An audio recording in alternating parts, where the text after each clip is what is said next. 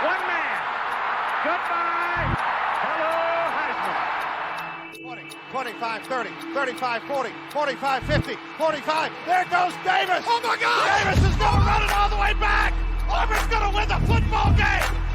They give it back now to the 30. They're down to the 20. All the band is out on the field. He's going to go into the end zone. Four-man Alabama rush. Got him. Oh, no, they didn't. Oh, my gracious. Yep. How about that?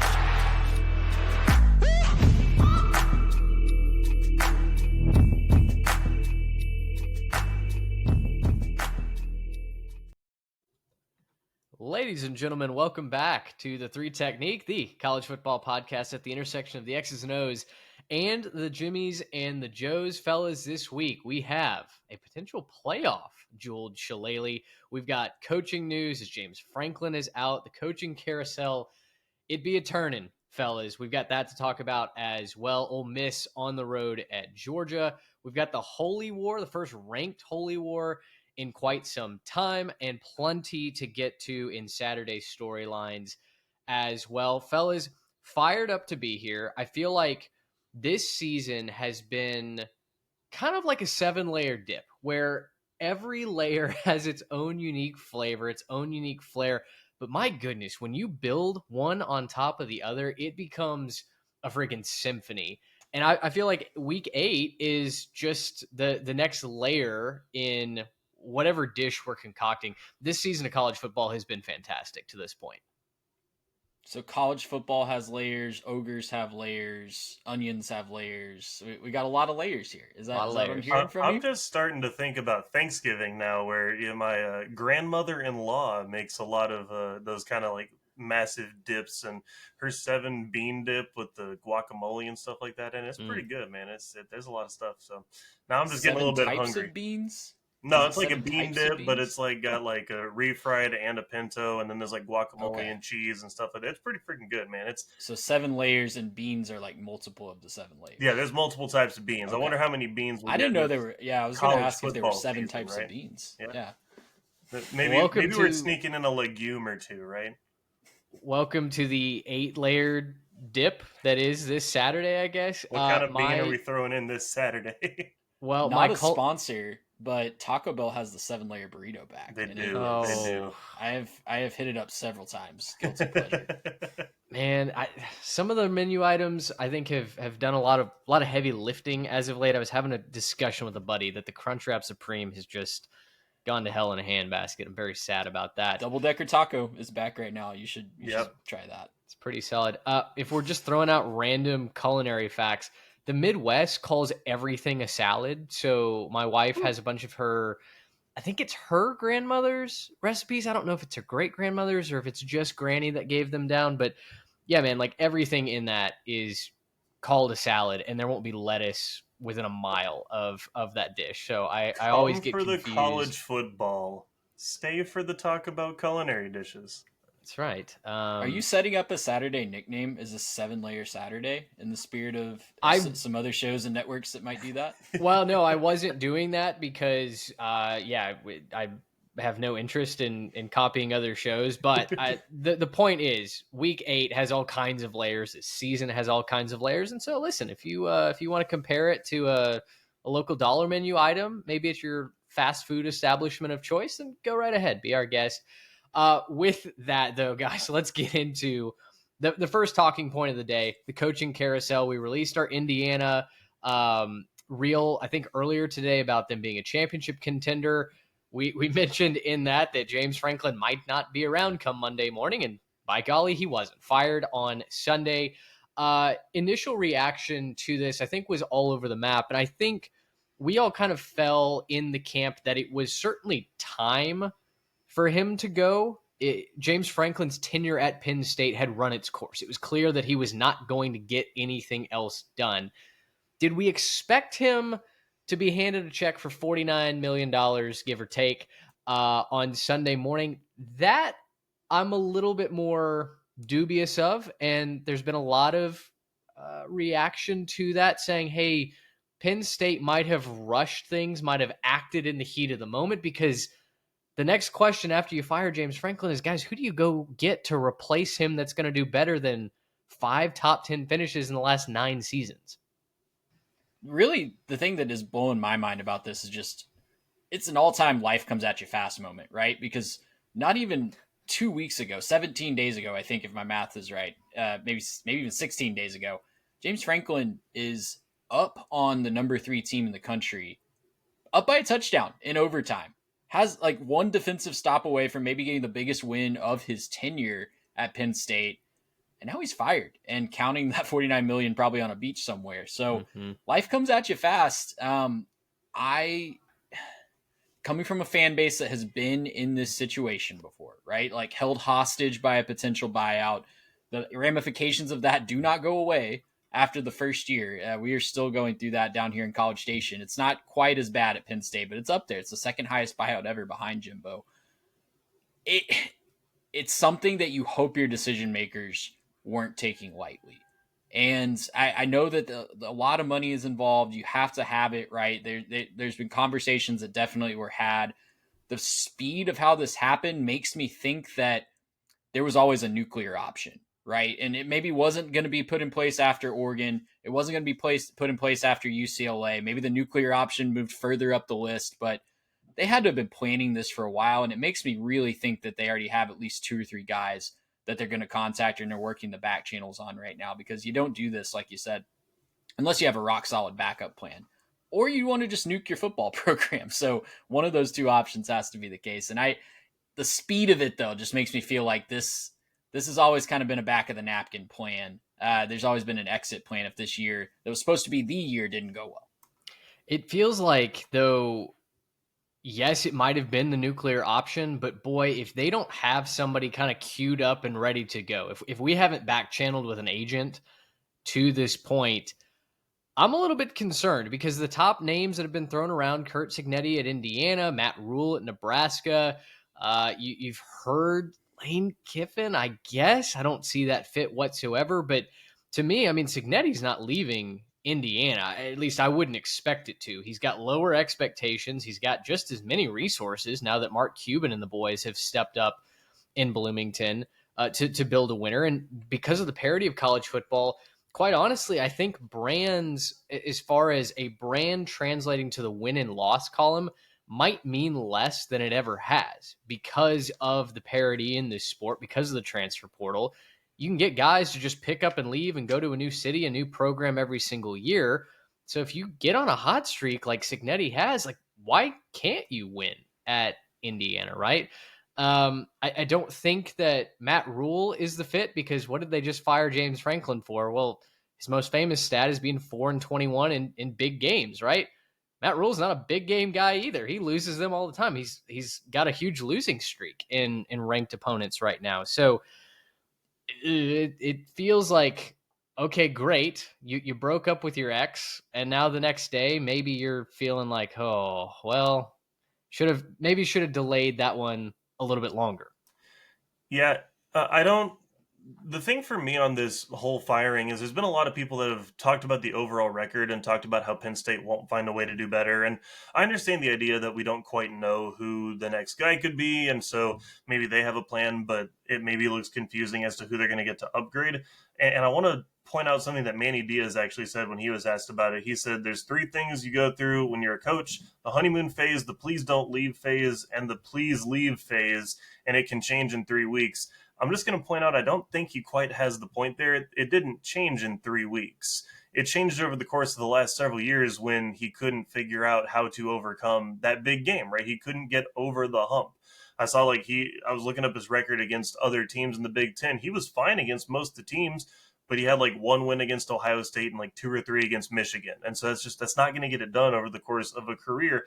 And I want to point out the fact that I think I'm going to give Penn State some massive props on doing this, because there's always the fear that we're not going to be able to get back up to this point. And maybe they make the wrong hire. But to kind of point out a similar thing here, at least a similar thing on the face, there was a coach at a different school that went, and I'm going to read some records: 8-4, 13-1, 11-3, 10-2, 10-3, 9-4, 11-2, 10-3, 8-5, 6-7, 10-4, 12-2, 8-5, 10-3, and then got fired going 9-3. And his name was Mark Richt.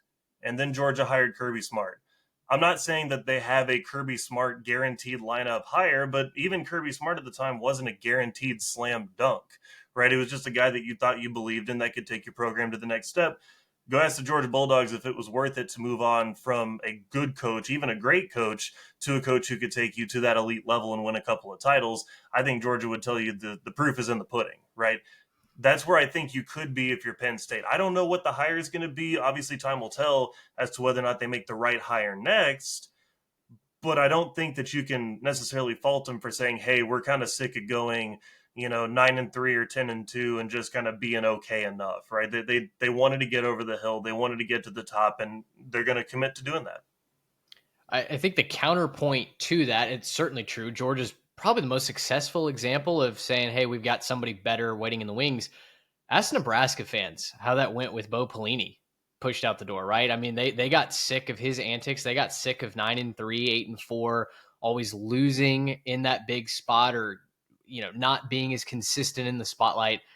And then it's been a long time to even get back to going to a bowl game. I mean, it was the first time since 2016? Is that right? That they went to a bowl game last season. So you're playing on a knife's edge, right? And you're playing with high stakes, high money. One interesting note that I read earlier this afternoon, Penn State was prepared to do this when they signed James Franklin, had some tremendous forethought. James Franklin, according to the bylaws of his contract, must seek out a new coaching job or TV position. And if that position doesn't pay him at least $8 million, well, then Penn State is only on the hook for basically the balance, whatever's between that $8 million and what he's actually being paid per year, which I think was a smart addition to the contract. Probably didn't raise a lot of eyebrows then. Maybe it did. I don't know. But hey, they ratified it. Now Penn State, yes, could be on the hook for $49 million. They could also only be on the hook for a portion of that. Yeah, and there's going to be quite a few openings, and we can transition to that maybe here in just a second. There's going to be quite a few openings this fall that might call his name and might call his number, call his agent, just kick the tires there. So maybe his salary at, Auburn is $1 a year for the first few years, and they make Penn State coach. They make Penn State pay the rest of it. That would be a hilarious backfire. But I don't think there's going to be a dearth of options for him. It's really going to be up to him on if he wants to work or not. Well, yeah, it kind of gives me Kelly Kapoor vibes, right? Like, yeah, if I was the CEO of this company, I'd come in late and I'd, wouldn't show up on Monday, Wednesday, and Friday, but you're only paying me $1. So what are you expecting? Trey, take us around the rest of the coaching carousel, because you were the one that put that part of the notes together, and you put out a tweet on our account, actually, at 3TechPod, that this coaching carousel has already kind of gone nuclear, and it's shaping up to be maybe the most entertaining carousel that we've had in quite some time. Yeah, it's going to be hard to top the one a couple years ago where USC stole Lincoln Riley. That one's kind of like the gold standard right now, but this one's going to get close, guys. It might pass it up if a few more of these big-time jobs open. Already open, of course, we got Penn State, Stanford. I'm just talking from the Power 4 level. We did have a couple G5 firings. Trent Dilfer, I know Mitch was doing cartwheels on that one, but you got Penn State, Stanford, Oklahoma State, Virginia Tech, UCLA, and Arkansas. Oregon State as well is kind of in that limbo area in the new Pac-12. Then you think about the ones that could or maybe should open. You think about Auburn. You think about Florida, Wisconsin, North Carolina, Florida State. Mike Norvell is not looking very good right now.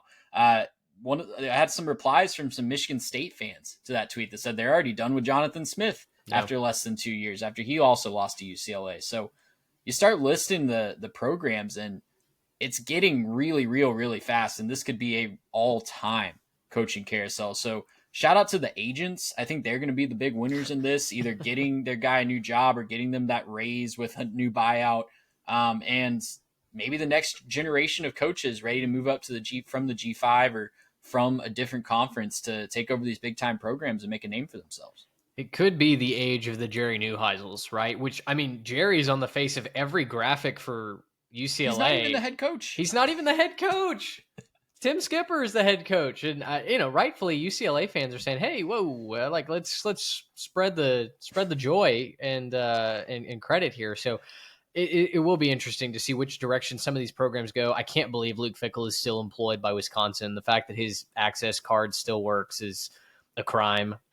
He has destroyed that program, and I'm really unhappy about the way that Wisconsin is choosing to run operations right now. Auburn's athletic director, you mentioned them.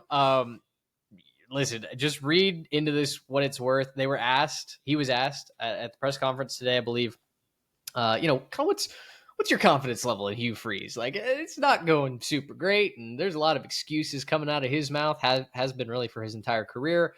Have you ever given any thought to firing Hugh Freeze, resetting the program? And he said, well, that's not my quote. That's not my expectation at this point about our football program. Close quotes. Boy, it's not exactly the dreaded vote of confidence. So I guess he has that going for him. I would almost rather have the dreaded vote of confidence, because that feels like, yeah, talk to me tomorrow. My mind might be changed. Just another layer of dysfunction going on the Plains. Cannot wait to watch this carousel spin up and where new folks land. Like I said, you can build a winner, it seems like, in a year or two. Talk to Kurt Cignetti through the portal. And so if you get the right guy that matches the culture and sells a vision, you could have a lot of these teams suddenly competing for conference titles come next season. All right, let's move into our big three. Actually get to some of the football games, and this and all of our episodes is brought to you by Underdog Fantasy. Use our code 3TechPod. Play just $5 and get $100 in bonus funds for a limited time. You know the drill. We've been playing this. You can play the MLB playoffs going on right now. Stick Puck is back. NHL, NBA is about to tip off. And of course, the NFL is in the middle of their season. So play along with us at Underdog Fantasy. Use our code 3TechPod for $5. Get $100 in bonus funds. Guys, game of the week. Much ballyhooed, much argued about online, because College Game Day is once again going somewhere that nobody really wants them to go. They're going to Georgia Ole Miss. Good game. We'll talk about that in a minute. But our game of the week here on the 3 Tech Pod is a battle for the jeweled shillelagh. USC at Notre Dame. The Fighting Irish 8.5-point favorites. This is a 6:30 p.m. game on NBC. Trey, I'll start with you here. We have driven the bus on this show that USC is not to be trusted, that Lincoln Riley away from home is not someone to ever invest your hard-earned American currency in. But to USC's credit, before I lose all the Trojan fans watching this video, they've looked like a different team this year, save for the loss at Illinois. Last week's win against Michigan was impressive. They ran the ball. Their defense stood up to the physicality that Michigan brought, and they controlled that ground game. Notre Dame, though, is a little bit different of an animal. Since starting 0-2, they've won 4 games in a row, and Notre Dame's offense, guys, it is humming on all cylinders right now. So 8.5-point spread in favor of the Fighting Irish. This is a do-or-die game for the Fighting Irish. And Marcus Freeman, which side are you leaning here in this rivalry game? I know it goes against everything that I typically talk about on this podcast. You said off the top, never to trust Lincoln Riley. I'm going to take USC in the points here, though. 8.5 is just a little too much for my liking, mostly because of that defensive performance that we saw last week against Michigan. And I know you shouldn't go chasing out-of-character performances, but like you mentioned, Mitch, really other than the Illinois game where they kind of got God on the ground and through the air with Luke Altmaier, it's been a solid defense. It's been the best defense. They're on pace for the best rushing defense since 2016. It's been quite some time since they've really been able to stop the run in this way. The problem, I do think Notre Dame's going to win this game outright, though, because I think Notre Dame right now, you mentioned it, the offense is humming. They're outscoring opponents by almost 30 points a game during this 4-game win streak. And they just have too many ways to beat you. It was a really impressive win against Michigan, don't get me wrong, but Notre Dame's a different animal. Bryce Underwood is just not to the point yet where if they're shutting down the run game, if a guy like Justice Haynes is banged up and goes out, they're not to the point yet where Bryce Underwood can put the game on his shoulders. CJ Carr is just a little bit older than Bryce Underwood, but they are fully trusting him to air it out. They've got some good receivers that are going to cause problems out wide. If you've tuned Notre Dame out since week 2, I don't really blame you because, quite frankly, they haven't been playing the best competition. Their games have been over by halftime for the most part. But this is still a really talented team. This is still the team that we called on our previous show a bludgeoning Death Star that could be in the making. And I've been writing about them in my midweek bowl maniology articles that we need to wrap our heads around a 10-2 Notre Dame team getting into the playoffs and them riding a 10-game win streak. It feels like they get their signature win. They're very happy that Notre Dame or USC is coming into this game ranked, but in spite of all the defensive improvement, I just think Notre Dame is going to be too much on the ground and through the air. Too many ways for them to beat USC. So I'm going to take USC to cover. I think this is a really good game, one that you need to tune into the fourth quarter. But Notre Dame does just enough late to win by about 7 points. Yeah, I'm kind of taking the other side of this one. I'm going to say that Notre Dame ends up winning this one by a pretty comfortable margin, and I actually pivoted on this today. And it's because of a little bit of news. So initially, I thought looking at both of these teams, they're extremely similar. I think both of the defenses are in a similar place where they've had some good showings and some maybe not so good showings. I think Notre Dame's playing a lot better defense as of late. Definitely didn't start the season very well on the defensive side for the Irish, but have played better. And then USC, they've had a couple of up weeks. They've had a couple of down weeks. They looked really good last week against Michigan. Really like where those defenses are at the moment. Good, but maybe not great defenses. You combine that with the fact that I think both quarterbacks playing extremely good football right now. I expected that out of Maava. I thought, especially after the Vegas Bowl last year, I had huge expectations for him being able to operate this offense. Did not expect CJ Carr to perform nearly at the level that he is at this point in his career. Big time throws every single week. Go check out the highlight reel. It's just a lot of fun.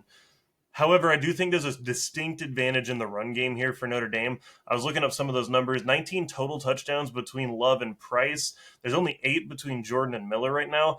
But the big thing here is Jordan's going to be out of this game for USC because he's having surgery on his ankle. And then their backup, Eli Sanders, is actually out for the year with a knee injury, which means that the walk-on King Miller is the starter and kind of only guy in that backfield that's shown you anything so far. In his defense, he looked fantastic against Michigan. He had a great game against Michigan. I'm curious what it looks like being the lead guy, having to take on that kind of workload, having to do all the other things, catching out of the backfield, blocking in the pass game, stuff like that. Really just curious to see what that looks like for him. Not trying to doubt him, but as an only guy back there, don't necessarily love that spot for him. I think the running game is going to be a massive difference for Notre Dame in this one, as well as, and kind of the point that I have here is this is as must win of a game as it can get for Notre Dame. They lost their first 2, and then, everyone wrote them off from the playoff. And then a lot of people started to kind of sit there and say, okay, but a 10-2 Notre Dame team probably ends up making the playoff. Number one, it's predicated on winning this game. But number two, this is the only game you really have left that's going to impress the committee, right? And you got to do it with some style points. You've seen that out of Marcus Freeman and his team so far. I think they're going to win this one with some style points. I love the structure of what Marcus Freeman has built to be able to win something that's close. I don't trust anything about Lincoln Riley's crew going in and trying to do anything sort of like tough road win. Just go back and look at the Illinois game. Don't trust them to be able to win one that's close on the road. So if you're telling me it's close, I'm still going to go Marcus Freeman on this one, but I don't think it really is. I'm going to go Notre Dame winning this one 34-20, making a statement, getting out of there with a pretty big win, and sending USC back to California with a lot of questions about Lincoln Riley.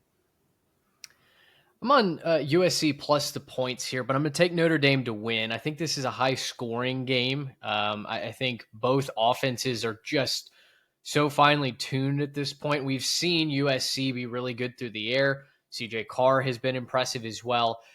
But this is kind of a rubric game for me. And USC has done a lot of good things on defense, but their pass defense is dreadful. 101st in the country right now.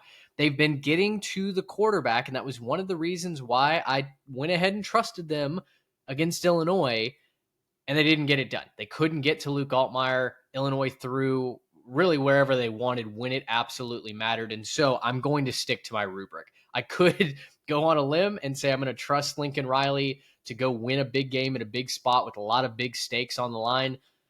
I think this line is too many for me. I think because both offenses are so explosive and Jade Maava is slinging the ball and looking good, King Miller did have a good game against Michigan, got one of my helmet stickers. I think they keep it within a score. So maybe a 7-point game. I've got Notre Dame winning this 38-31, but I think Notre Dame may have the more complete defense at home. I like their pass rush. And the fact that it's in South Bend, that's a rubric for me. I've got to lean towards Notre Dame. It is interesting to see how the loss of their starting center will affect Notre Dame. They just announced that today. Knee injury will sideline their starting center for the rest of the year. But Notre Dame's kind of been absorbing starting offensive line injuries for the last 2 years, and they were right there in the national championship through the first half of that game. So I'm going to kind of lean on the depth, I guess, of this offensive line and say that Notre Dame, in desperation mode, they keep it rolling. They get to the playoff, or keep that playoff hope alive with a win here today. So write in, let us know. Notre Dame or USC, who do you trust more in the battle of the jeweled shillelagh? Trey, did you mention that USC is 1-5 on the road against ranked opponents under Lincoln Riley? Because it's been a couple years. Yeah, it's been a couple years since they last earned that road win. In fact, their only ranked win over a Big Ten opponent was against Michigan last week, and the broadcast tried to throw you a curveball by saying, well, it was the first time since 2022 that they beat a Big Ten opponent when they beat UCLA on the road, who wasn't actually a Big Ten opponent then. But that stat applies here because that's the last time that they beat a ranked opponent on the road. 2022, UCLA. It's not happening. I know LA traffic is bad, but that's not much of a road trip. It's not much. It's not getting on a plane, crossing time zones. Last time they won in South Bend was 2011. So it's been a minute since. If you're betting on USC, you're betting on bucking some very prevalent trends. Yeah. All right, well, let's go to a battle between the hedges now. We've got the ever polarizing Lane Kiffin leading his Ole Miss Rebs into Athens, Georgia to take on the Bulldogs. The Bulldogs are 7.5-point favorites. Lane Kiffin does not have to worry about whether or not the home students show up because they're on the road. That can't factor into his game plan for this game. But we watched them struggle last week in a sleepy spot, in a look-ahead opportunity against Washington State. Trinidad Chambliss looked mortal for the first time, and now he's going on the road to take on Georgia, who hasn't exactly looked amazing in their own right, but it has felt like the defense maybe is taking those strides forward. And anytime you play between the hedges, it's going to be a daunting task. Yeah, this is really a game between a couple of teams that I don't really love right now. I'm going to take Ole Miss plus the 7.5, but a Georgia victory here. So, look, there's a couple concerns I have about both sides of this. Obviously, on the Georgia side, the big issue for me that I've mentioned a couple of times on this show is the pass game. I still don't believe in Gunnar Stockton as a passer. I know that he looked really good against Tennessee. He's not looked as good since, right? It just really hasn't been a lot of downfield stuff that you could really feel like is explosive and is going to flip this game. The good news for them is they can run the ball this year, and they look like the Georgia of old. So if they can keep running the ball really well, I feel great about their prospects and their opportunities in this game. I get it sometimes that it's just, game script, but even last week against Auburn, they needed passing offense to pull away in this one. They only had 79 yards rushing against a very good Auburn defense. They only had 217 through the air, 5.7 per completion. That's just not getting it done, right? That's not stretching a defense and doing what you need to ultimately pull away in that game. Yes, they won. Yes, there were some questionable calls in that one, but at the end of the day, they didn't do what they needed to leave no doubt. Meanwhile, gosh, you really hope that last week got Ole Miss's attention, right? Like, you really hope that locker room went back and said, okay, well, we feel pretty lucky to get out of that one because we did not bring our A game or our B game and maybe not even our C game. We showed up and we borderline failed and are lucky to get out with the win.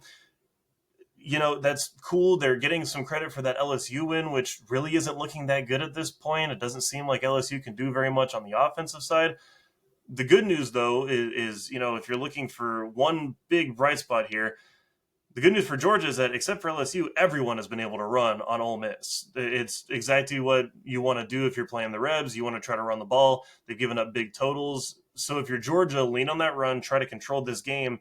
And like in most games, I think Georgia's going to be able to control this one through the ground game and being able to kind of control time of possession, maybe keep the offense out of rhythm a little bit, make them make the most of their opportunities. I just don't see them having the explosiveness to pull away in this one. So I'm going to pick Georgia to win this thing 27-23. A little bit of a closer game than maybe you'd like, but maybe a little bit of a cover towards the end there. Touchdown makes it seem like it's close for Ole Miss, but it really wasn't that close.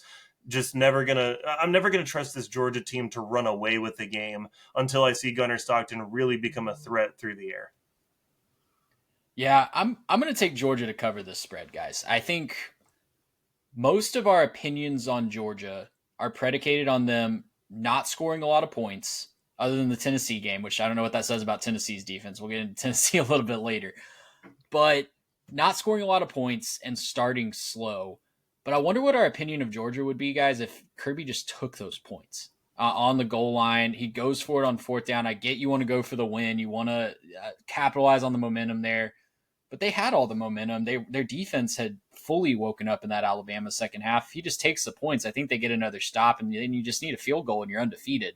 And Alabama might be playing for their playoff lives each and every week. So I think our opinions on Georgia are a little skewed. Now I'm going to go back to a take I had a couple weeks ago. I just don't think that we're stuck. A lot of us are still stuck in like a 2012 to 2015 mindset where offense has to be really pretty and really just sexy, for lack of a better term, to have a good team. And Georgia's offense, they're not putting up a ton of points. They're on pace for a really low number in total points. But from a game control perspective and maximizing the talent that they do have, in most of the games, especially in the second half of games, they're doing exactly what they need to do to win and win by multiple scores. If you just had a second half team, if you got what Georgia is in the second half of all their games, they're in the national championship conversation, like no problem. So I think Georgia kind of flexes their muscle a little bit this week. I don't trust Lane Kiffin on the road. Lane Kiffin has not been good on the road in these ranked matchups. He is 1-5, just like Lincoln Riley. It's ironic that that's the same number, but he's 1-5 on the road in ranked matchups as the head coach at Ole Miss. And his one win is kind of fraudulent too. It's a win at Tulane a few years ago when Tulane had snuck into the AP top 25 at 24. Don't trust Lane Kiffin here. I do trust Georgia. And Garrett, you mentioned the run game on the ground when Georgia's on offense. The Ole Miss defense is really struggling to stop the run, 96th at stopping the run. But it's also on the flip side too. Georgia stopping the run. They're fourth in success rate against the run this year. If they can make Ole Miss one-dimensional, I think they will win going away. Going away might look like 21-10. Like, we just need to kind of adjust our expectations for what going away looks like for Georgia. Might be 21-10, might be 24-13 type of situation, but I think this is a game where for most of the second half, it's not really in doubt, and Georgia is going to kind of be in control of it. I do wonder how Ole Miss decides to move the ball and what their game plan is, because Quan Lacey is one of the best running backs in the conference. But to your point, Georgia stops the run, and they've made their name on defense doing that. The pass defense has been leaky this year, and yet they still have a top 20 overall defense because of that fourth ranked success rate stopping the run. Ole Miss, as we've told you now for a number of years, everybody thinks about them as this air raid team because they put up gaudy numbers and they put up 70 against, Sister Francis's, home for the poor.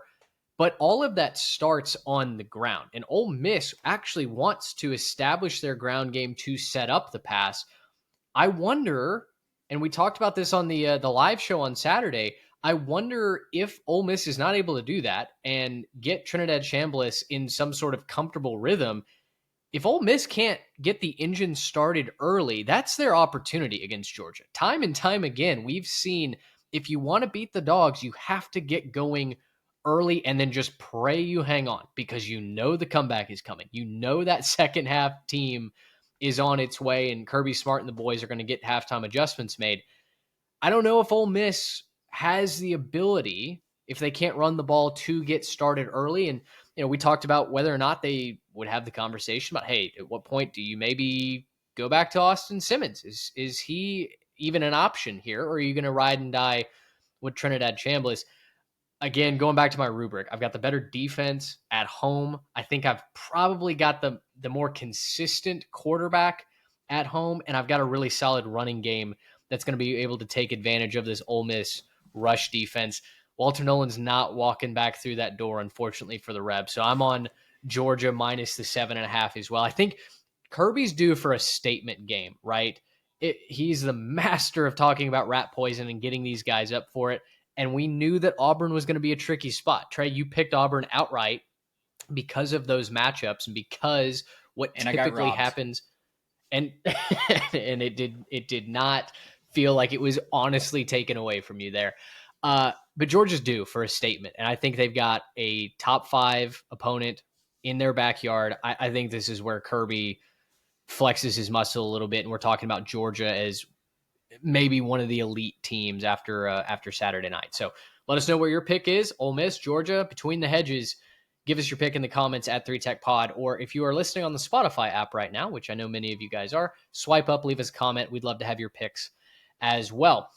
Guys, the place that College Game Day should have gone to is the Holy War. And we are taking you out to BYU, where Utah is 3.5-point favorites on the road. That's a fascinating line to me.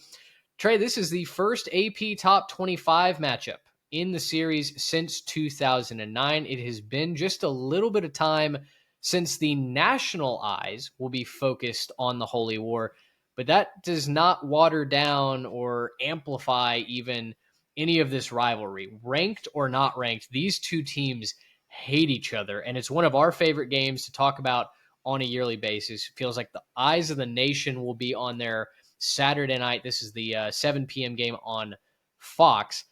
BYU had to escape against Arizona. Utah laid the wood to Arizona State. It was the Jeff Sims game, so of course we knew that was going to happen. But this feels like a game that defines maybe who's second best in the Big 12, with Iowa State and TCU and Kansas State kind of falling to the wayside a little bit. Yeah, I was really surprised that this line was 3.5 in favor of Utah. That's usually when I'm looking at a line like that and I'm surprised, I usually steer into it. But you think about all the intangibles here, right? An emotionally charged environment at night. The fans in Provo have been waiting a few years to get this game back home in their home stadium, so they're going to be ready for this one. A team in BYU that has really been slept on all year because they're winning games close, right? They're winning games the same way they were last year when they started off so hot and were right in the thick of the Big 12 championship. It's basically their identity at this point. So I don't really hold that against them. They know how to win those close games. It's not something that I'm thinking is going to fall out from under them later on this year. And then on the other side of the ball, you got a quarterback for Utah and Devin Dampier, who still kind of, to me, needs to prove himself against a good team. So I'm leaning BYU plus 3.5 here. So Utah, the last time we saw them against a team with a pulse, or a defense with a pulse especially, it just didn't go well. And it was really, really rough on them when they played Texas Tech. I think Texas Tech is a whole nother level from BYU, but this is kind of another barometer game for Devin Dampier and that Utah offense. They're playing another defense with the pulse. I don't love the matchup for the Utes because they can kind of get run through on the other side of the ball. They got run through by Tech. West Virginia ran for a lot of yards by them. And they're facing a top 15 rush offense in BYU.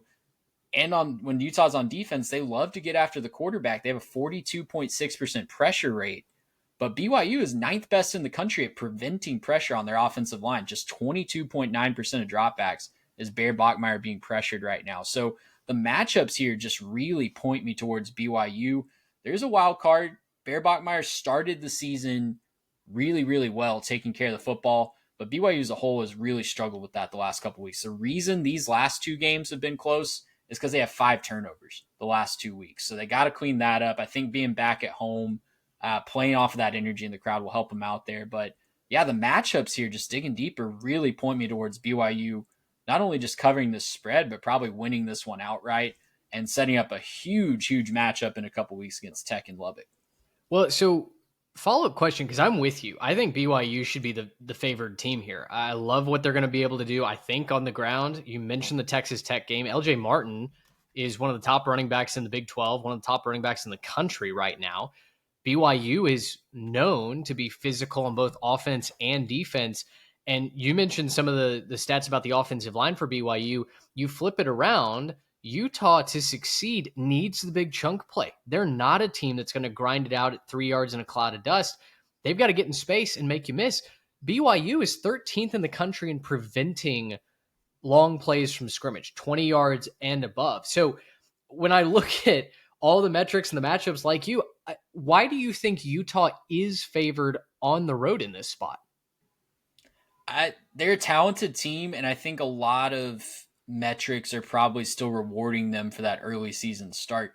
They could very well win this game. Like if this wasn't a heated rivalry game at home, I would probably be leaning into this line and thinking, if this was Utah at, I don't know, Iowa State, and they were 3.5-point favorites on the road, and I thought Iowa State should be favored, I'd be leaning into that Utah line, just because they are a really good team. They have a good defense. They just haven't necessarily shown me against a team the tier of BYU, and that's why I'm concerned. In theory, it should work because it's been working against everybody not named Texas Tech, and Tech feels like a tier above everybody else in the Big 12 right now. But we just haven't seen it play out, and I don't want to bet on it happening in this spot for the first time. Garrett, I know that the box score looked really good for Utah after they blasted Arizona State. Was a little bit of a slow start. They had some balls. Devin Dampier threw some balls that objectively should have been picked off, but very talented team, very fast, speedy team that can make you miss, can get those big chunk plays. You're on the Utes in this scenario, and so I'll turn it over to you as the guy riding solo here with Whittingham's squad. What are you looking for in this matchup that gives you confidence in the team in red? Well, guys, I've been on the other side all night, so I'm just going to stay on the other side right now. I'm sticking with Utah in this one, and I think that they know what they're doing when they put them as the favorite. I want to start and give out, some of the awards to start. Obviously, I think LJ Martin, he's one of the best, if not the best, running back in the Big 12. I know the guy in Lubbock probably has something to say about that, and believe me, I'm a fan of that guy in Lubbock, but I think LJ Martin has been doing something else. He's averaging 6.5 a carry. He's got 652 so far on the season. He's borderline unstoppable. He's an incredible running back who's just going to find a way to get his. And Utah has been susceptible on the ground recently. They gave up 173 to Tech, 261 to West Virginia, and they did give up 135 to Arizona State, which doesn't seem so bad until you realize that there was a pretty good chunk of that game in a negative game script for Arizona State where they're just not running the football, right? They're not going to commit to it when you're down 20 and then 30. It's just not going to happen. So you have that. On the other side, though, I think Utah's not getting as much credit as they deserve for the running that they do. They're just multiple in what they do in the run game. Devin Dampier is a runner. He's their leading rusher this year with 378 yards, 5 touchdowns. But Wayshawn Parker and N'Kory Rogers combine with him for over 1,000 yards. So between those three guys, they've run the football extremely well. They just split it around a little bit, right? They keep guys fresh, and I think they've been a lot better than I think people will give them credit for in the run game. Flip side of that is BYU has been more consistent on the ground on defense, but they have been beatable. They're giving up 164 yards a game in Big 12 play, and that's too, I don't think, as good a running offenses as what Utah's bringing into this one. I do think this game being at BYU is a big deal, right? There's questions about Utah with what they had to do, against Texas Tech, and granted, Texas Tech is in a total different league when it comes to the Big 12 this year. But there's questions about what happened when it got close, and that game was close late in that game, and then they just broke. They totally broke. They didn't have it at the end of the game. And there's questions to me about what happens if they get in a dogfight on the road. Right? If they're in this game at the end and it's close, are they going to break when BYU has shown you that they're going to find a way to win? That's definitely something I could see happening. However, I think the game plan here, if you're Utah, is stop LJ Martin, whereas the game plan for BYU has to be stopping a couple of running backs and Devin Dampier and stopping what they want to do through the air. I just think there's so many other things that BYU has to do on the defensive side to ultimately stop Utah, whereas I think if you're Utah and you get to stop LJ Martin and force Bear Bogmeyer to beat you, he's had some ups, but he's had some downs, right? Like he's had some really good games, but he's also had some games where he kind of disappears a little bit, isn't quite the difference maker you want him to be. And guys, reminder, it did take 4 turnovers for Utah to lose to Tech. I just don't think they're going to give the ball away that much against BYU. I think they're going to be a lot more careful with it. I think they learned their lesson, and I do think that they win this game on the road. I've got them picked at 26-20 to cover that spread. It's going to be a couple of kicks. It's going to be about field position, moving the ball, making the most out of your opportunities, and I think Utah's going to do just a little bit more than BYU in this game. I certainly hope we get a really close game. I mean, everything indicates that we're probably going to get a close game. Trey, I mean, like you said, it's not a comfortable pick to take BYU despite the matchups and my personal rubric saying BYU here, but Vegas doesn't mess around, man. Vegas does not throw away money on a weekly basis. Somebody always knows something. And so for Utah to be a 3.5-point favorite, it feels like there's something else. I'm waiting for another shoe to drop.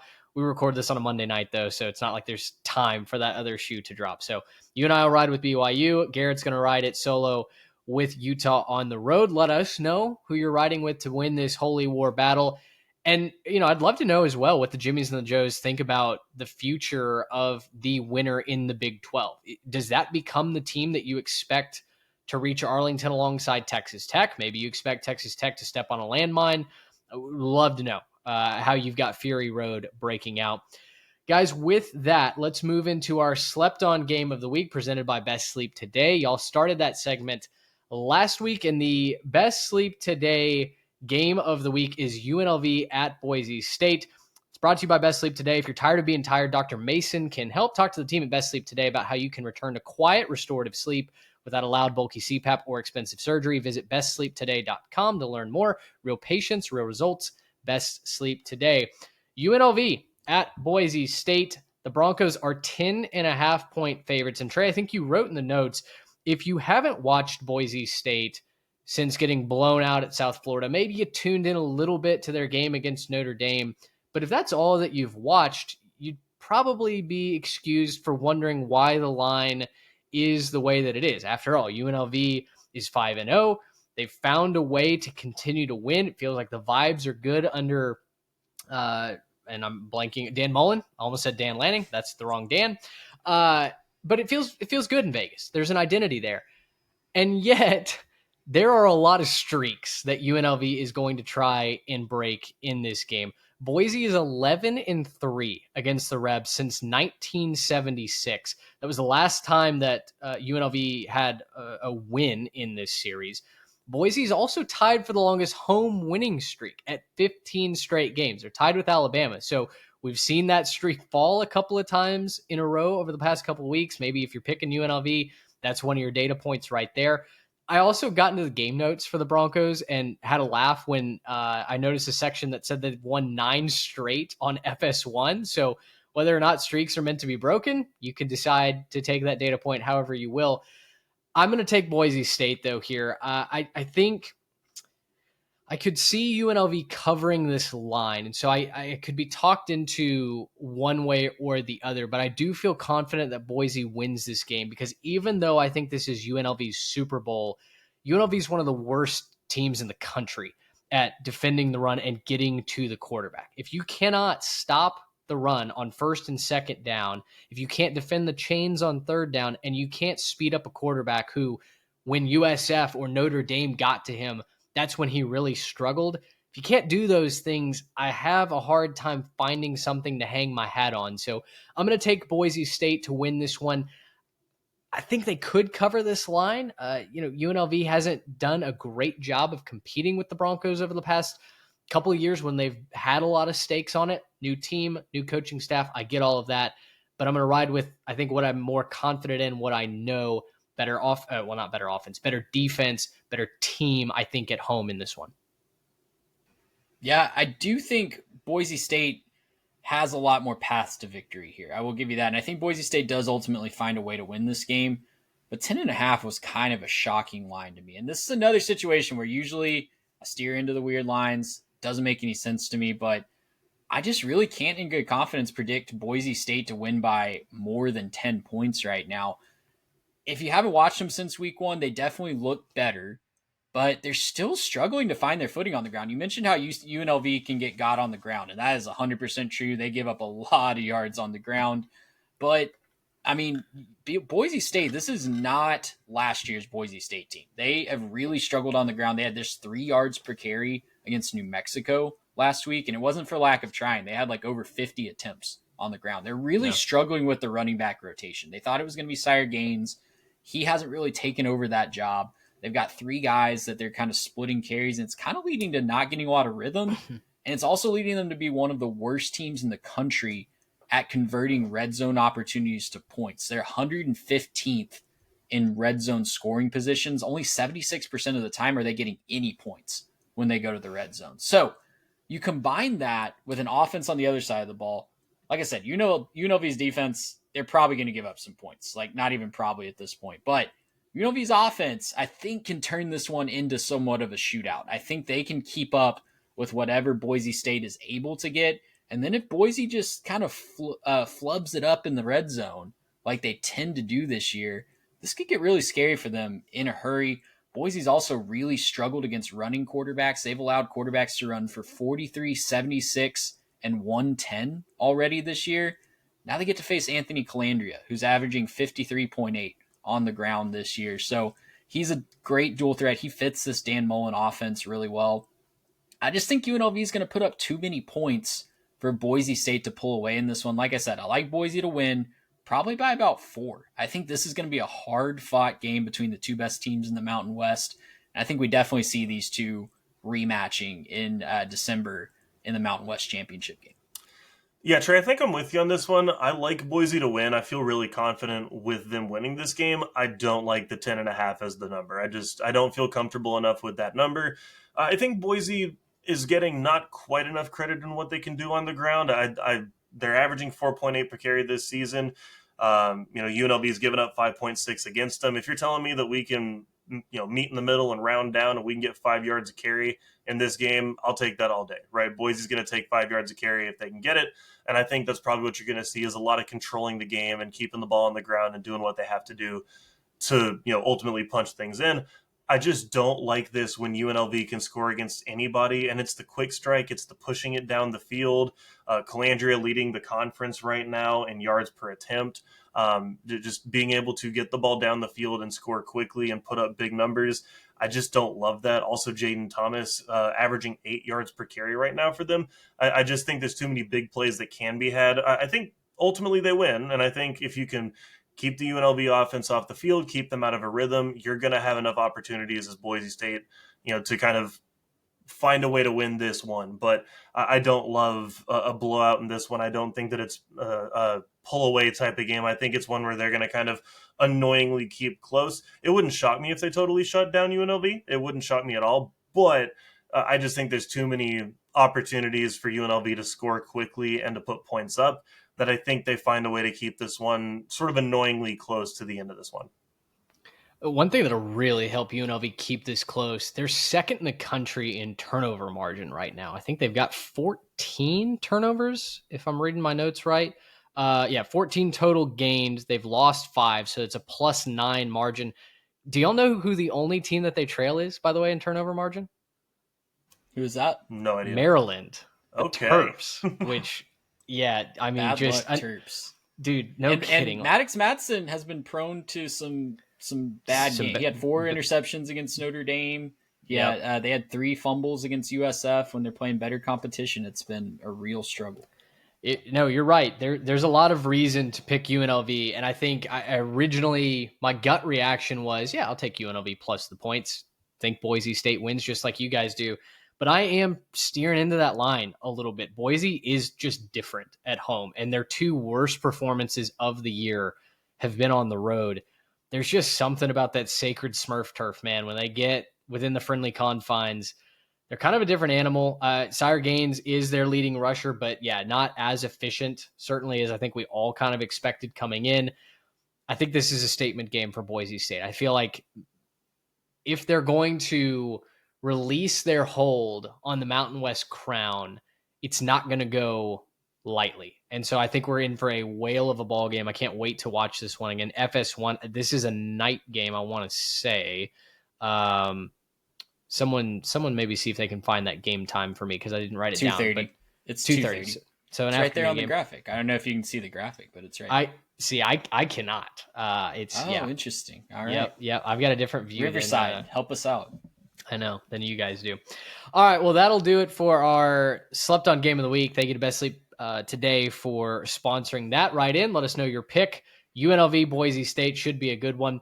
Gentlemen, let's go to Saturday storylines. And I submitted to you guys this week that we should do this conference by conference because, honestly, the storylines are just so deep at this point in the season. You've got a lot of teams that are probably about to get cold from the ranks of contenders, but until then, we've not only got good on good, but we've also got some really interesting storylines, even in games that you might have written off, like Northwestern and Purdue. So with that being said, we're going to move quickly through these sections. We're going to have some games that are kind of game day picks-esque. I don't really want a whole lot of notes on them, just your pick against the spread.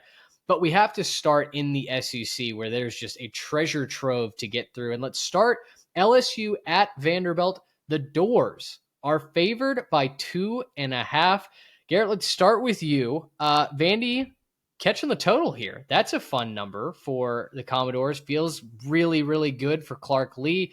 We've got questions about LSU. It feels like Vanderbilt might be built to beat this specific version of the Tigers and their lack of offense. You leaning into Vandy, or are you back in the traditional power in the Bayou Bengals? I'm leaning all in on Vandy. I love Vandy to win this one by at least 2.5. I think that they can win by more than that. Look, my issue with LSU right now is they need to find anything close to a pulse on offense. They're currently 87th in scoring, averaging 25.8. But if you take out their game against Southeast Louisiana, this is actually 19.8 points per game. So it's not a very good offense. They're not even averaging 20 points per game against quality opponents. It's not a good offense. And so I think Vandy is going to be able to score a bunch. They got their week off after, Bama. I'm excited about them being able to score some points and win a big game against LSU. Yeah, I'm right there with you. This is a line I am leaning into, and it's not because I think it's weird. I think Vandy should be favored in this game based on what we see, what we've seen on the field this year. So, yeah, you took it right out from me, Garrett. I think the LSU offense is really, really bad right now. It is not getting fixed week in and week out. And Brian Kelly can complain that people are asking about it all he wants. It's not getting fixed. Aaron Anderson being banged up makes things a little bit worse. And they have an elite defense. But I feel like if they get stuck on the field, like Vandy loves to get good defenses stuck on the field. And if they just get a few third down conversions, it's going to end up looking like the Vandy South Carolina game really quickly because I don't trust LSU to keep up offensively right now. So yeah, give me Vandy minus 2.5 to get maybe another program defining win and put themselves still squarely in the SEC title race and knock LSU maybe almost fully out of it with 2 conference losses. I'll complete the trifecta. I'll take the Doors minus the 2.5 just because, quite frankly, I think they're the better team. The one flag that I'll raise in favor of LSU, based on what I saw from the Alabama game, the linebackers and safeties did a great job containing Diego Pavia, containing the tight end, the short underneath stuff. Basically, their athleticism helped them read and react to what Vanderbilt wants to do offensively. LSU's defense is really freaking good. Whit Weeks, Harold Perkins, that defensive line, I think they're going to be able to get after Vanderbilt. The problem is, I think they've got to basically pitch a no-hitter. If they're not on their P's and Q's and dominating for 4 quarters, if they allow over 20 points, I don't know if the offense is built to get that on the road. We barely see them get it at home. So I'm going to take the team that, quite frankly, I trust more here. I'll take Vanderbilt minus the 2.5. Let's talk about Tennessee at Alabama. And boy, this feels like a bad spot for Tennessee, doesn't it? Alabama catching 9 in the hook. Crimson Tide passed a huge test on the road at Missouri. Kind of squeaked out of there just a little bit, but we talked about that in depth in the live show. We were really impressed with the way that Ty Simpson and that Alabama offense kind of managed the game. The defense didn't allow Missouri to spread themselves, really ever feel like the comeback was actually a threat to take the lead to win that game outright. Tennessee's offense is fantastic. We love what they do on offense, but boy, that defense, that scares me, guys. They barely got out of Starkville a couple of weeks ago with a win, took double overtime. I think their luck runs out. I'm going to take Alabama minus the points here. I think they're the much better team, the much more complete team, and they get them at Bryant-Denny. Yeah, give me the Tide. Yeah, they also had a close call against Arkansas. That was tied at the half, That's and true. they tried to pull away and then let Arkansas right back in it to only lose by 3. So, yeah, I think this is a wake-up call, a reality check for Tennessee, that they're going to realize that they're just kind of in a tier below the true contenders in the SEC. This is one that I think gets separated this week. I just don't see them being able to cover Alabama's receivers, quite frankly. Georgia's passing offense carved them up. Alabama's passing offense, I think, is going to have a field day at home. Yeah, give me Alabama to cover. Got to keep an eye on Ryan Williams. That's an interesting development. He didn't have any catches against Missouri, so maybe some injury issues. There have been some rumors that it's maybe a confidence thing, just not as good of a connection with Ty Simpson. But, yeah, just got to keep an eye on that. But in the meantime, Isaiah Horton has been really good in his stead. He's stepped up and filled that role nicely. So he's not Ryan Williams, and if they get him going again, we're talking national title potential favorites as Alabama, but Isaiah Horton's been really good in the meantime. Well, yeah, but Ryan Williams is only like 8 years old, right? Can you imagine someone, an elite wide receiver, saying, "You know what? Give me Jalen Milroe over the pro-style quarterback. That's what I'd rather have." I don't think he necessarily prefers Jalen Milroe. No, it's just they don't have the and I think I can't remember who was saying. I don't want to like put our private conversations out there anywhere, but I think it was Lance Barton of Always Talking Ball that was telling us that he feels like they actually have a quarterback that can distribute the ball this year, and that's why Ryan Williams' numbers are a little down, because it's not just Jalen Milroe locking in.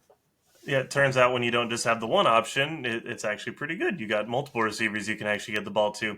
Yeah, I'm with you guys. I think Bama wins this one big. Tennessee, y'all have mentioned the defense playing bad. 106th in scoring defense. They've gotten absolutely worked by Georgia, who I mentioned it earlier. I don't believe in their passing offense. They got worked by Arkansas, who doesn't have a real head coach. And they got worked by Mississippi State, who I actually think is a pretty good team. So I'll give them a little credit for that at least. But my big question on the Bama side right now is going to be Jam Miller and his backup. He's in concussion protocol right now, so I'm kind of curious to see what they do as sort of the Bama ground game gets trying to go in a little bit more, and who the backup is, who can kind of step into that role. Good news, though, is that I checked the birth certificate for Ty Simpson. Turns out the middle name is Himothy. He is absolutely him. He can do whatever he wants to do right now. I trust him to do what they need to. I think they're going to score a whole bunch of points, and that Bama defense has been playing a lot more physical, a lot better overall. They stopped the Vandy offense. They've held down the Missouri offense. I think they're going to do just fine against Tennessee's offense. I love Bama big in this one. Let's do some quick hitters to finish out the SEC schedule, shall we? We've got Texas A&M, 7.5-point favorites going on the road to Fayetteville. Interesting spot. Mike Elko said he would prefer this game be in Jerry World this year and then in College Station next year, with a smirk in the press conference. Computers love the Aggies here, minus the points. Arkansas performed admirably against Tennessee on the road this past week, but guys, the Aggie defense is a much different animal than what they've got in Rocky Top, and that defense travels. They've just allowed 2 third-down conversions over the last 3 games. We cataloged that on the live show as well. I will say I'm nervous a little bit about Marcel Reed. His kind of current form reading defenses going on the road.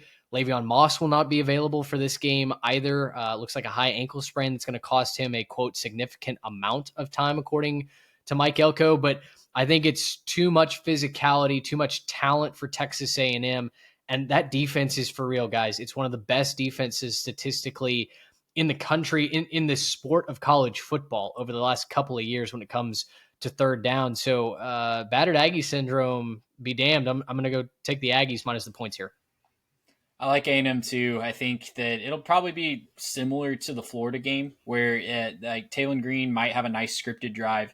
Bobby Petrino really wants this one from his ties in his 1 year at A&M and how that ended. So you know that they really want this one. Their fan base is going to be charged up. I'm super thankful this isn't a night game, but being that it's at 2:30, I think A&M can pull away late and kind of have a similar margin of victory to that Florida game. Yeah, A&M blowout in this one, in my opinion. I think it's way more than 7.5. They've been playing extremely well against every team that's had a reason to say they've had, optimism, right? Florida was supposed to be playing a lot better coming off their win against Texas, and Mississippi State was a surprisingly good offense and just kept close with Tennessee. And, Hey, even Auburn looked pretty dang good against Oklahoma, right? So far, it's just been the Aggies taking care of business and doing what they need to do. They've covered in a couple of those games. I think they more than cover in this one. Arkansas is basically broken at this point, and they give up all the yards running the football.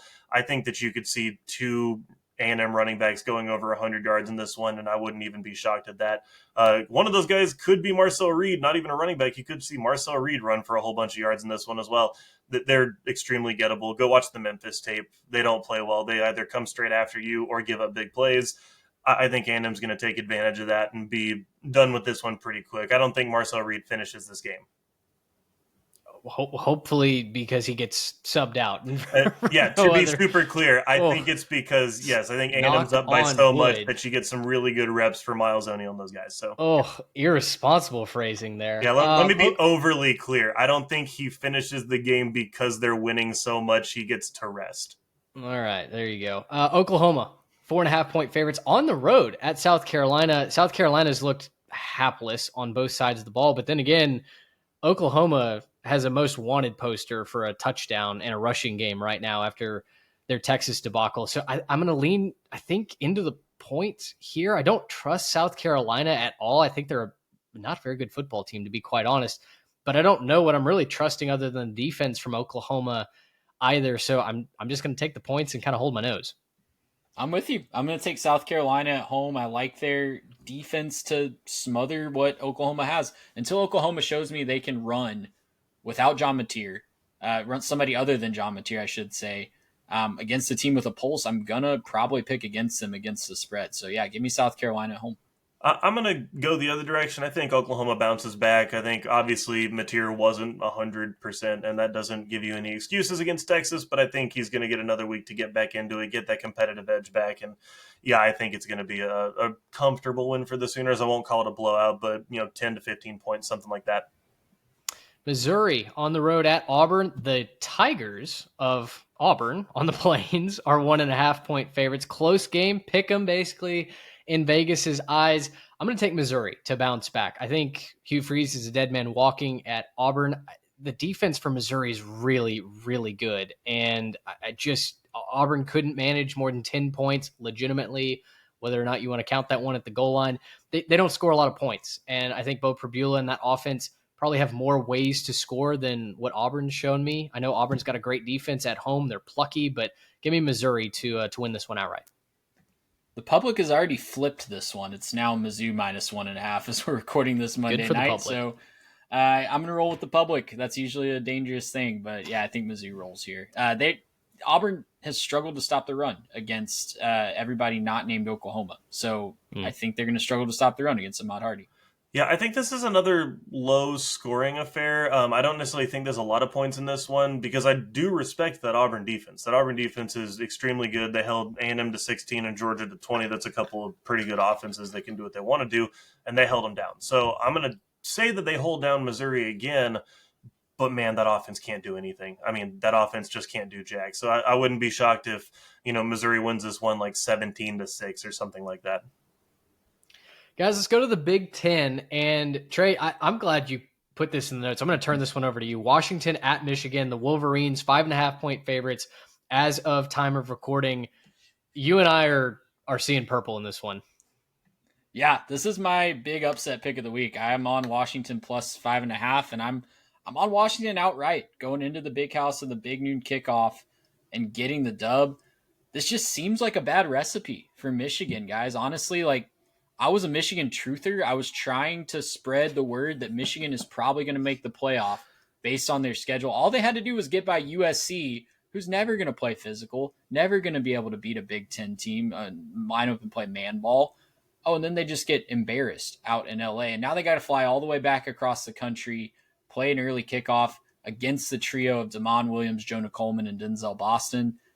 I don't think that if those three are cooking, Michigan cannot keep up with them right now. And Washington is built not similarly to USC. They don't quite have the dudes that USC has up front, but they've been stopping the run at a very nice pace. They played just enough good defense at times to make this one, make me confident that that's going to travel and shut down, especially since Justice Haynes might be banged up. I know they've said he'll probably be good to go even if he's just a little bit below 100%, I think that's enough for Washington to have a lane here. So the tackling could be interesting. This is my fun stat for this one. Both teams are over 9% on missed tackle rate. So that could be infuriating for both teams. But if that corrects a little bit in one direction, I think that could tell the tale. So I like Washington. Too many just fun players on offense. I don't know that Michigan, where they are right now, can keep up if Washington is cooking. Yeah, I'm taking the points here, but I'm going to coin flip the result. I truly don't have a read on who's going to win this game, and it's because there's a lot of variables in this one for me. I mean, for the Huskies, I love what they've been doing on offense. I think it's incredible, but this game is kind of a tough spot for them, right? They were real close when they went on the road against Maryland. That was kind of a tough, figure out a way to win. Ohio State at home did not go very well. Other than that, it's the quality of opponent. I have some questions a bit. I think that for them going to the big house is going to be a bit of a struggle. I don't think that it'll be quite as polished as it's been for them. And on the Michigan side, it's about which Bryce Underwood do you get, right? Do you get the guy who seemed like the game was too much for him against USC and Oklahoma? Or do you get the guy that was leading you to victory and kind of handling things against like Nebraska, Wisconsin, and some of that? So I think for me, it depends on that. It also depends on how good Justice Haynes is coming back.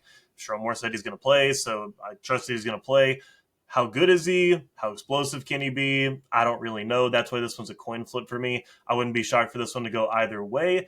I would be shocked if either team wins this game by more than 5 points. Trey, you should probably be afraid here because I'm with you. I'm taking Washington outright. This was a game that I highlighted in the preseason that I liked Washington's chances in, just kind of where it fell in the schedule. Michigan coming back from the West Coast, big game, then maybe a little bit of a letdown situation. And Washington looked good last week. Damon Williams had his big breakout. Jonah Coleman's one of the best running backs in the country for my money. And when Denzel Boston can get open, and it's not just double teamed for the entire game, he's a big time difference maker. So I'm going to take the Huskies here. I'm going to believe in Purple Rain. Let's go to the quick hitters here now, and we'll start on Friday night. Garrett, start us off with Nebraska minus 6.5 at Minnesota. I would love for Minnesota to show me who they actually are. Sometimes they play good defense. Sometimes they haven't. They can't run the ball.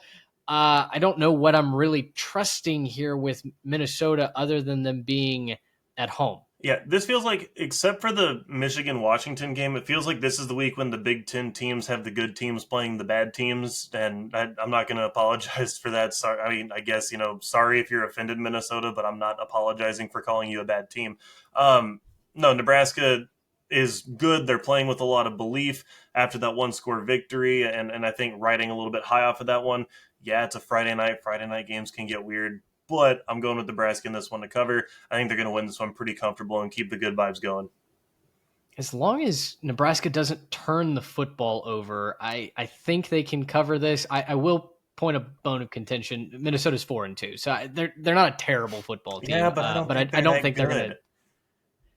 Well, listen, they've gotten it done in a couple of different ways than I thought with Darius Taylor. He's been banged up. The offensive line it hadn't quite been what I thought. So 9 wins. But they shouldn't have won last week. They kind of got lucky on that one. They did. That was a nice comeback. Win your clunkers, right? Win your clunkers. Trey, are we back now?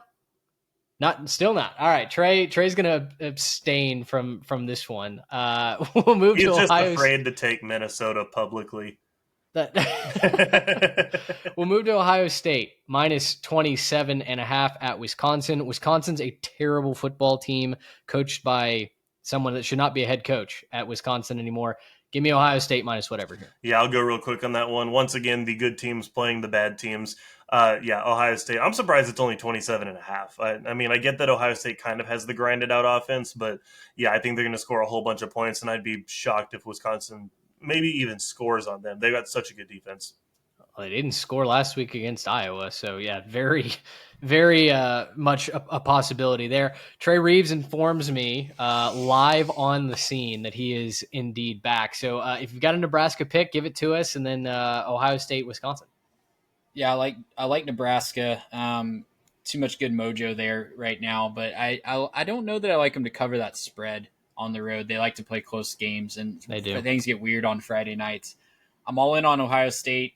We haven't gotten to this one yet, but I'm all in on Indiana too. I think both of those teams, they avoid the letdown spot potentially coming off of big games and take care of business. I like it. I wouldn't touch the Indiana-Michigan State spread just because I am nervous maybe about a little bit of a letdown spot, maybe a backdoor cover. But then again, Michigan State's been really not a lot of fun to watch this year. Oregon catching 16.5 as they go across the country to Piscataway. Trey, you texted me about this one because that line seems like a boatload of points to give Oregon going all the way to the East Coast. Let's chop, baby. Go Rutgers. Yeah, I'm on the dog here. I'm on the Rutgers plus 16.5. Big letdown spot from Oregon. You got to go 3 time zones away to take on Rutgers, and you got to play in Piscataway, New Jersey, after you played at Autzen Stadium, the beautiful Eugene, Oregon last week. No one's going to be excited for that, and Rutgers can jump up and punch you in the mouth if you're not ready. I think Oregon finds a way to win, but this is going to be really, really uncomfy gut check time for Oregon. I trust Dan Lanning to get it right. I think they're going to come back out here and net crack a little bit. I get it. Like, I understand the body clock. I understand it's a weird spot. But I think that this is going to be a net crack for Oregon getting back on track. I think there's a massive difference between what they're doing and then what teams like Penn State are doing, which is just letting that one loss define you. I think Oregon's a very well-coached football team. I think they're a good football team. And I think that they're going to get right against Rutgers. To the Big 12 we go, and boy, we don't know if Sam Leavitt's going to play quite yet, but Arizona State's fans are praying to the football gods that he is ready to go. I talked with an Arizona State insider who said basically he was precautionarily held out last week. I don't know if that's true or not after they got thumped 42-10, and the backup plan was Jeff Sims, who, boy, LinkedIn is looking real good for you, my man. Texas Tech, 10.5-point favorites on the road. I'm kind of with Tech minus whatever here, not just because I think that Will Hammond will be able to come in and throw on this Arizona State secondary if Baron Morton is not cleared to play, which it sounds like there's a chance he is. But the running game for the Red Raiders is just beating folks up. And again, I think that this team is just a head and shoulders above every other team in the conference. So until proven otherwise, give me Texas Tech to win by 2 scores. If Tech is going to lose a game, this feels like the spot, right? It feels like if Sam Leavitt plays and Tech, if they are going to lose a game, I'm not saying they are, but if they are, this feels like a spot. The line, to me, feels like they're expecting Jeff Sims to play. If Jeff Sims plays, give me Tech minus whatever. You can set the line at like 30 if you want. I'll still take Texas Tech.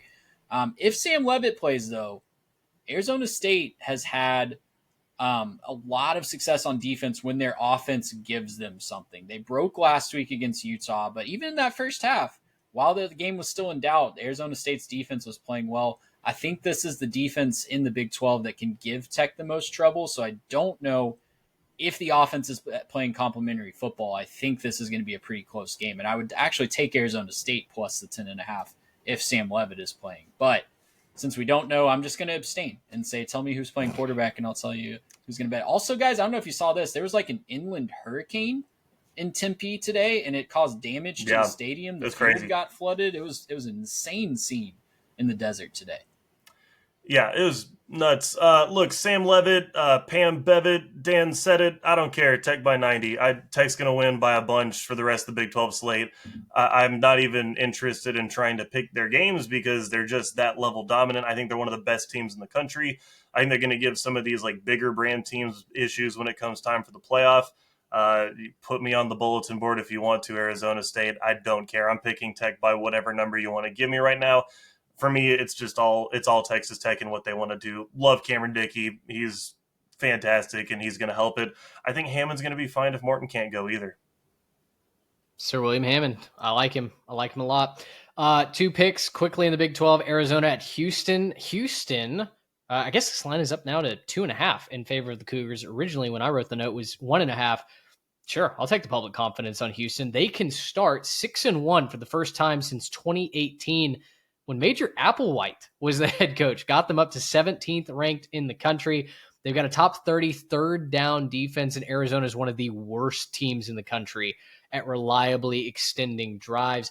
It kind of feels like Brent Brennan's offense is held together by baling wire and duct tape, and I like watching Noah Fafita play, but I'm glad he's not the quarterback of my team because it is really, really stressful. I think I'm going to lean Houston, the better defense at home here. Yeah, I think Arizona's going to jump up and get somebody this year. They got Kansas State. That's not necessarily getting somebody, but I think it's going to be at home when they do jump up and get somebody. So I like Houston at home here. Yeah, I'll complete that one. Houston at home, the better team. I think that they're playing better, and I think that they got a lot more momentum on their side. Remember, Arizona coming off that loss in overtime, a lot of kind of emotional draining in that one. Got to go play at Houston. Don't like the spot for them. And they should have more fans than Arizona in the stands, so that should be good. Fair enough. Houston. Fair enough. Couldn't find the discount code, huh?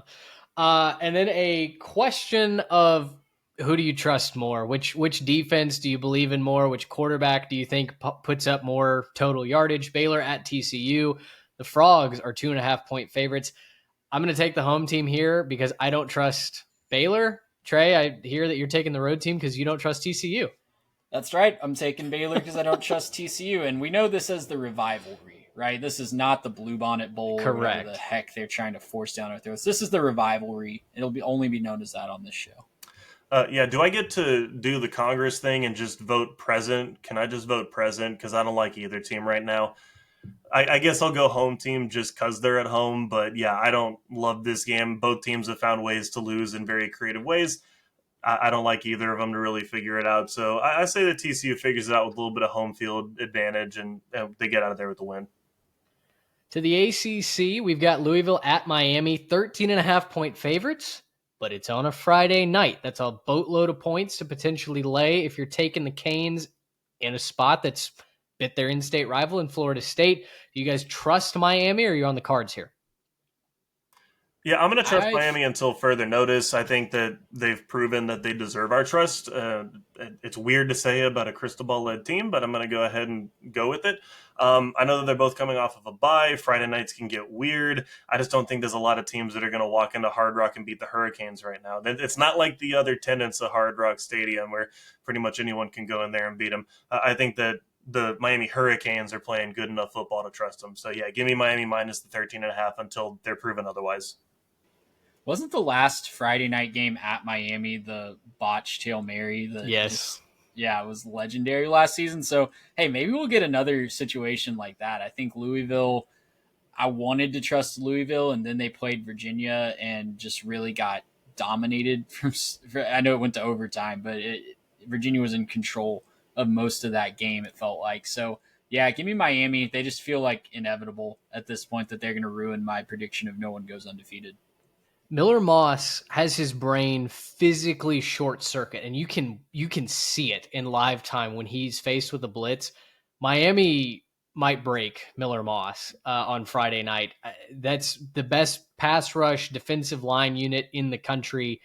I don't know that Miller's going to be seeing straight. I think he's going to throw a couple balls to the wrong colored jersey. So Miami minus whatever here on a Friday night. Georgia Tech at Duke. Georgia Tech's 6-0, but boy, they're winning in all kinds of strange ways. Duke is favored in this game. They've got 2.5 points on their ledger at home. I think our hearts are probably riding with Georgia Tech. I still don't really know what Duke is. So if I'm going to be a fan here, I'm going to take the Ramblin' Wreck plus the 2.5. Yeah, I'm picking Georgia Tech outright. I think that they're going to win this one just because I think they understand the seriousness of the moment. And they understand where they are as a program right now and what they need to do to accomplish some big goals. I think they'll perform under that. I also just trust that Haynes King is once again going to be that meme from The Simpsons where the kid gets thrown through the window. I think that's Haynes King putting himself out there just to win football games. Give me another 15 carries for 60 gritty yards and 2 touchdowns for him. That's just what he does, right? Seems like that's the stat line every week. So, yeah, just give me Haynes King gladiator moment, finding another way just to win by 1 or 2 because that's how they want to do it there. Give me a muddy, weird game. I know Duke's been fun. I get it. But I just think that Georgia Tech's going to muddy it up and make them play a real physical game where they'll find a way to grind it out.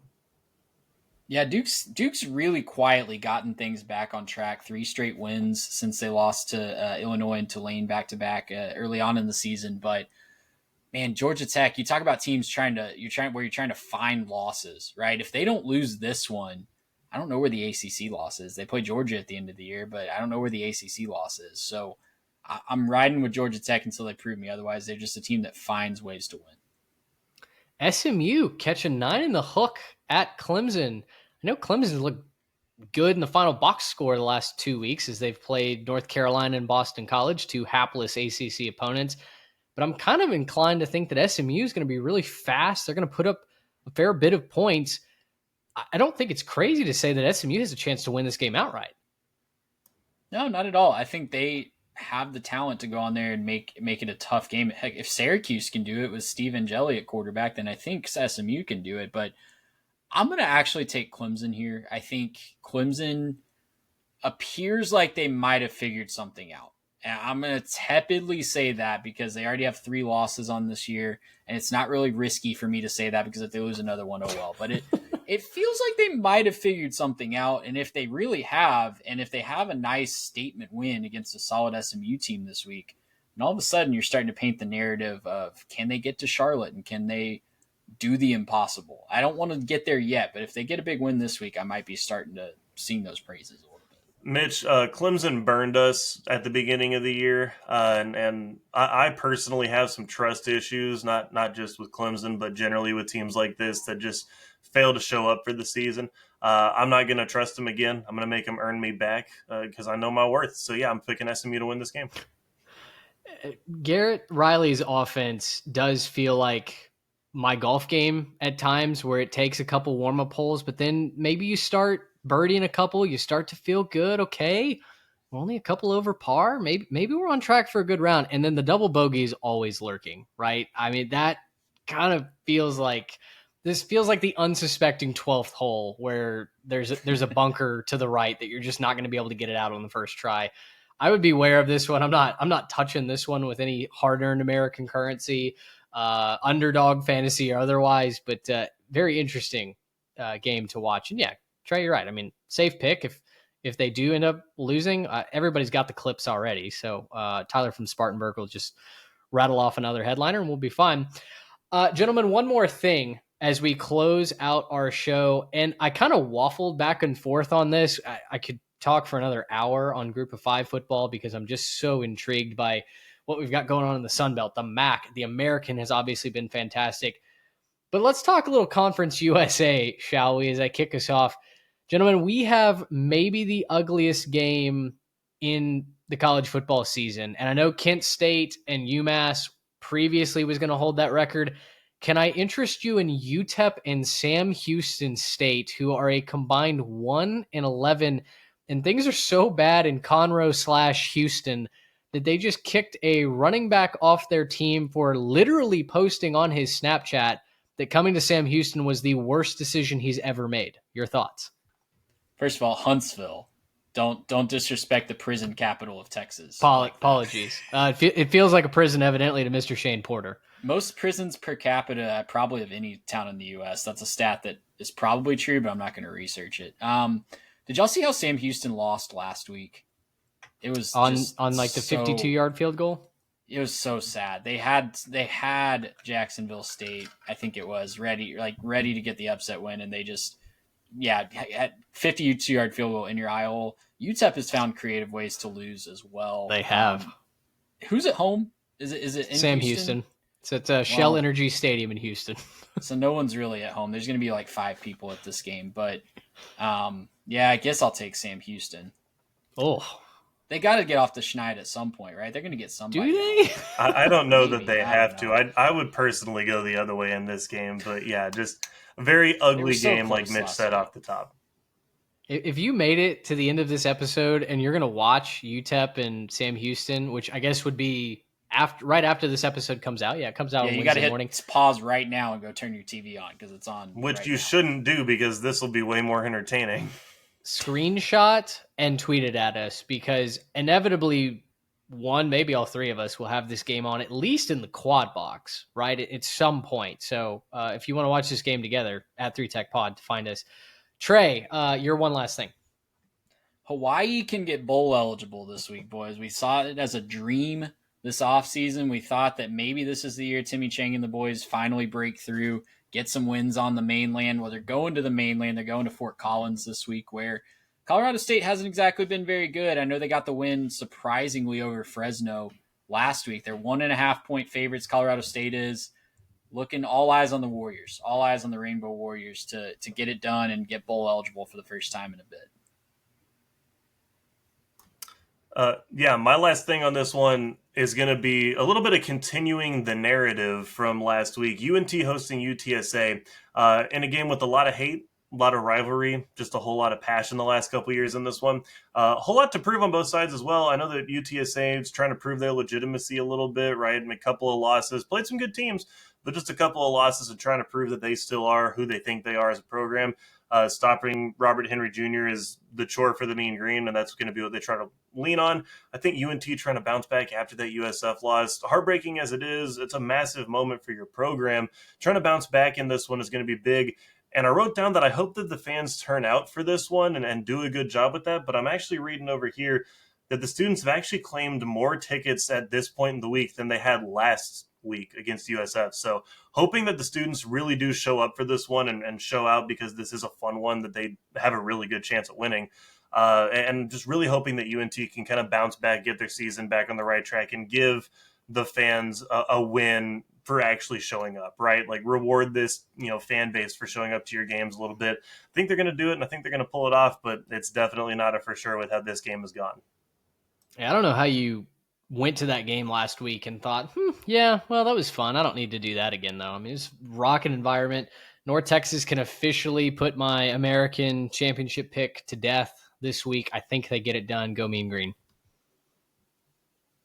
All right. I love it. I think North Texas is way better than they showed last week. I think, UTSA, just some really weird losses so far this year, playing a weird close game at Colorado State as well that they found a way to win. I'll take UNT as well to get back in the winning ways. All right, well, write in. Let us know where you're finding yourself on many of these lines. I feel like some more straightforward lines this week. We talked about some of the oddities early on the show, but I don't know, maybe we should be more nervous considering we're kind of aligned on some of these back half lines. We were clashing on the featured games of the week. Somebody's going to be right. Somebody's going to be wrong. We can't wait to count them up on Saturday night. Submit your picks to us at 3TechPod, or swipe up if you're listening in the Spotify app. Give us those picks right in the comments as well. For Trey Reeves and Garrett Turney, I'm Mitch Mason, and thanks so much for hanging out with us. Until Saturday night, so long, everybody.